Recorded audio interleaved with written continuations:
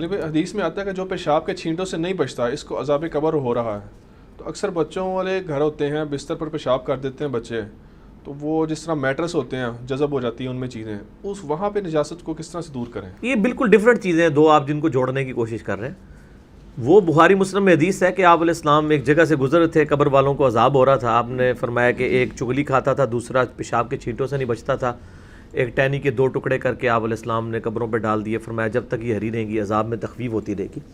پیشاب کے چھینٹوں سے نہیں بچتا تھا یعنی وہ خود نہیں بچتا تھا, یعنی ایک نماز پڑھنے والا بندہ پیشاب کرتا ہے اور پیشاب کے چھینٹوں سے نہیں بچتا, اور اپنے ناپاک کپڑوں کے اندر وہ نماز پڑھتا ہے ناپاک جسم کے ساتھ, یا وہ نماز پڑھتا ہی نہیں ہے, تو یہ صورت میں ایک کپڑے آپ نے پہنے ہی نہیں ہوئے ہیں, ٹھیک ہے جی, اور اس پہ پیشاب کے چھینٹے لگے ہیں, اس پہ تو کوئی عذاب نہیں ہے, ٹھیک ہے. وہ 10 سال تک پڑے نے کپڑے, آپ کا کیا لیتے دیتے ہیں؟ جب تک آپ نماز کے لیے, کیوں کہا جاتا ہے کہ نماز پڑھنے کے لیے وہ جگہ پاک ہو جہاں پہ آپ نماز پڑھ رہے ہیں, آپ کے اپنے کپڑے پاک ہوں. یہ کیوں آپ کو بتایا جاتا ہے؟ ورنہ تو کہا جائے کہ مسلمان کے گھر میں ہر چیز پاک ہونی چاہیے, یہ تو کہیں نہیں کہا گیا. الٹا بخاری مسلم میں حدیث ہے کہ مسجد بیت ہونی چاہیے, گھر میں ایک نماز کے لیے جگہ مخصوص کرو. وہ مخصوص کیوں کرو کہ صرف اس ایک جگہ کی پاکی کا اہتمام کر لو. بچوں والے گھر میں پورے گھر کی پاکی کا اہتمام کرنا پاسبل ہی نہیں ہے, الا ہے کہ کوئی بہت وہمی ہو جائے, اور قرآن پاک نے کہیں نہیں کہا کہ آپ نے اتنا وہمی ہونا ہے. لا یکلف اللہ نفسا الا وسعہا. اسی طریقے سے اگر میٹرس کے اوپر پیشاب لگ جاتا ہے تو آپ کا جو اپنا, اگر اس کی وجہ سے کوئی بدبو پھیل جاتی ہے, تعفن والا مسئلہ ہوتا ہے, وہ تو الگ چیز ہے, ٹھیک ہے. وہ تو بہت زیادہ ہو تو معاملات اس طرح کے ہوتے ہیں. وہ تعفن صرف پیشاب سے نہیں, وہ تو انڈا بھی گر جائے, سالن بھی گر جائے, انڈے کی بدبو جو ہے وہ بعض کا پیشاب سے بھی زیادہ بری ہوتی ہے. جو انڈے کی بدبو بعض میں برتنوں میں بھی ہوتی ہے, حالانکہ وہ انڈا تو پاک ہے, تو وہ تو تعفن آپ کا ایک معاملہ ہے نا.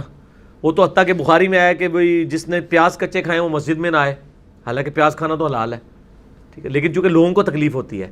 ورنہ تو قرآن میں اور حدیث میں یہ آ جاتا ہے کہ پیاز کھاؤ ہی نہ, بدبو والی چیز کھاؤ ہی نہ, تو صرف ایک جگہ کے لیے روک دیا گیا. اس طرح پیشاب والا اور یہ سارے معاملات, جس جگہ آپ نے نماز پڑھنی ہے اس کا تو آپ اہتمام کریں.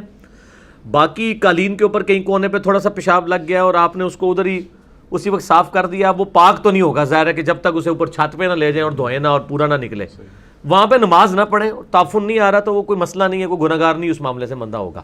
آپ کر سکتے ہیں, آپ ضرور کریں, لیکن وہ آپ کے اوپر کوئی obligation نہیں ہے. اس طرح میٹریسز میں بھی رولا ہو جاتا ہے, پھر اس میں سوشل ایشو بڑے انوالو ہو جاتے ہیں. یہ جو جلاد قسم کے خاوند ہیں نا, یہ پھر بیویوں کو مارنے کے اوپر دوڑ پڑتے ہیں کہ جی تو بچے نو پیمپر نہیں سی بنیا, کیوں پیشاب کیتا ہے, تو پچھلے ہفتے بھی ہے ایسی. اس لیے تو میں عورتوں کو مشورہ یہ دوں گا کہ جب تک بدبو نہ آئے نا, چپ کیتی رہو, ٹھیک ہے جی, کوئی ضرورت نہیں ہے, کیونکہ اس میٹرس پہ تو نماز پڑھنے سے بھی نہیں ہونی ہے, ماتھا تو جمنا ہی نہیں ہے, اس میں نماز کسی نے نہیں پڑھنی, ٹھیک ہے نا جی. تو کوئی مسئلہ نہیں, جب آپ کے لیے کنوینئنٹ ہو آپ صاف کر لیں, کوئی اتنا ایشو نہیں ہے. اس کی بنیاد کے اوپر لائی جھگڑے کرنا اور یہ سارے معاملات وہ اس فساد سے بچانے کے لیے, تو آپ کو تو ہوتا ہے بخاری مسلم میں حدیث ہے کہ آپ لوگوں کی لڑائی کو ختم کرنے کے لیے بھی جھوٹ بول سکتے ہیں, ٹھیک ہے. تو اس معاملے میں کوئی وہمی ہونے کی ضرورت نہیں ہے. صفائی آپ کا ذاتی شغف ہے, آپ ضرور کریں. اللہ نے آپ کو جس صفائی کا پابند کیا ہے وہ صرف وہ صفائی ہے کہ آپ کے کپڑے پاک ہوں, جسم پاک ہو, جس جگہ نماز پڑھ رہے ہیں وہ پاک ہو. اس کے بعد آپ جتنا پاکی کا اہتمام کریں وہ کرتے جائیں.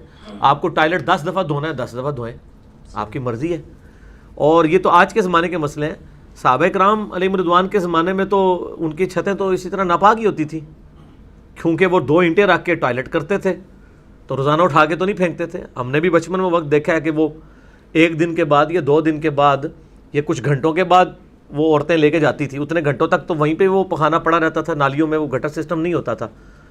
تو اب چونکہ ہم لوگ صفائی ستھرائی, ہمیں گوروں نے فیسلٹیز ایسی دی ہیں کہ ہمارے صاف ستھرے باتھ روم ہو گئے, اس لیے ہمارے وہم بھی زیادہ بڑھنے شروع ہو گئے ہیں, اور اس کی وجہ سے لوگ جو ہیں واقعی وہمی بھی ہو چکے ہیں, ٹھیک ہے. تو اس کے بارے میں وہ جو ابو داؤد میں ایک حدیث ہے کہ ایک عورت تھی, اس نے کہا یا رسول اللہ مدینہ شریف کی گلیوں میں بڑا گند بکھرا ہوا ہے اور میری چادر لمبی ہے, وہ نیچے لٹکتی ہے, تو وہ مجھے خطرہ ہی رہتا ہے ناپاک ہو جائے گی. آپ نے فرمایا کہ وہ ناپاک جگہ کے بعد پاک جگہ آتی ہے؟ کہا یا رسول اللہ آتی ہے. فرمایا اس سے بھی رگڑ کھاتی ہے؟ کھاتی ہے. تو فرمایا پاک ہو جاتی ہے. یعنی وہ وہم کوئی ختم, حالانکہ ٹیکنیکلی اسپیکنگ وہ پاک ہو جائے گی. تو بس یہ وہم کو ختم کیا گیا, کیونکہ اسلام پھر اس طریقے سے چل نہیں سکتا, یہ امپاسبل ہے. آپ نے ایک حد تک بچنا ہے, بس اس سے زیادہ نہیں. ٹھیک ہو گیا. قرآن کی تلاوت کر سکتے ہیں اس میٹرز کے اوپر, کیونکہ نماز تو نہیں ہوگی اس پہ. ہاں جی, قرآن کی تلاوت وغیرہ یا قرآن پاک پڑھ سکتے ہیں وہاں پہ پھر بیٹھ کے؟ اس میٹرس کے اوپر؟ ہاں جی. اس کے اوپر ضروری ہے کہ آپ نے اسی کے اوپر بیٹھ کے پڑھنا ہے؟ آپ لگا سے بیٹھ کے ریلیکس ہو پڑھنا؟ بیٹھ. ہاں ظاہر ہے کہ وہ قرآن پاک کے لیے تو یہ پروٹوکول نہیں ہے. ظاہر ہے قرآن پاک تو آپ سواری کے اوپر بھی بیٹھ کے پڑھ سکتے ہیں, آپ کہیں بھی پڑھ سکتے ہیں. یہ کہیں نہیں آیا کہ آپ نے جس جگہ بیٹھ کے قرآن پڑھ رہے ہیں وہ جگہ پاک ہو. بہت اچھا ہے اگر پاک ہو. نماز کا یہ پروٹوکول ہے. قرآن پاک آپ زبانی بھی پڑھ سکتے ہیں, ٹھیک ہو گیا نا جی. نبی علیہ السلام, میں آپ کو مثال بھی دیتا, صحیح مسلم میں حدیث ہے, اما عائشہ کہتی ہیں میں حالت حیض میں ہوتی تھی. حیض والی عورت کیا ہوتی ہے؟ اور حضور میری گود میں سر رکھ کے قرآن پڑھا کرتے تھے. آپ ہوتے تو مشورہ دیتے کہ یا رسول اللہ علیہ وسلم قرآن ہی پڑھنا ہے تو ایک تقیر رکھ لو, وہ حیض والی عورت.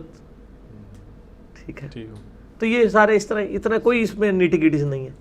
ٹھنڈے ہو جاؤ. دین بہت آسانی ہے, جدھر ہیں ہم دیتے ہیں اللہ کے فضل سے, کہ واقعی آسانی ہے وہ.